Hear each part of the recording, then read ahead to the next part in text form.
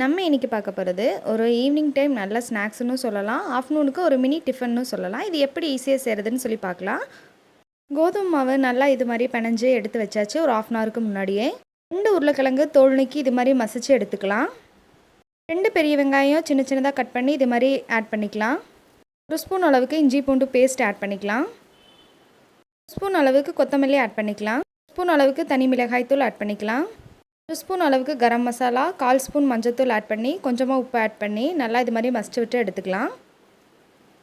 இப்போ சப்பாத்தி ரெடி பண்ணுறதுக்கு கொஞ்சமாக சப்பாத்தி மாவை இது மாதிரி ஸ்ப்ரெட் பண்ணி விட்டு மாவு ரவுண்டாக எடுத்துகிட்டு இது மாதிரி நல்லா ரோல் பண்ணி எடுத்துக்கலாம். மிக்ஸ் பண்ணி வச்சுருக்க உருளைக்கிழங்கு மசாலாவை கொஞ்சம் கொஞ்சமாக ஆட் பண்ணி நல்லா ஸ்ப்ரெட் பண்ணி விட்டுக்கலாம். ஸ்ப்ரெட் பண்ணி விட்ட மசாலாவை இது மாதிரி நல்லா ரோல் பண்ணி எடுத்துகிட்டு சின்ன சின்ன பீஸாக இது மாதிரி கட் பண்ணி எடுத்துக்கலாம். கையால் மெதுவாக இது மாதிரி அமுத்தி விட்டு பரோட்டா ஷேப்புக்கு மாற்றிக்கலாம். கொஞ்சமாக எள்ளு டேஸ்ட்டுக்காக ஆட் பண்ணிட்டேன். பேனில் கொஞ்சமாக எண்ணெய் சேர்த்துட்டு பரோட்டோஸை இதில் ஆட் பண்ணிக்கலாம். 5 to 10 மினிட்ஸ் வேகட்டும். இப்போ நல்லா வெந்ததுக்கப்புறம் மறுபடியும் திருப்பி விட்டு இது மாதிரி நம்ம சர்வ் பண்ணுறதுக்கு ரெடி ஆகிக்கலாம். என்னோட வீடியோ உங்களுக்கு பிடிச்சிருந்துச்சுன்னா சப்ஸ்கிரைப் பண்ணிக்கோங்க.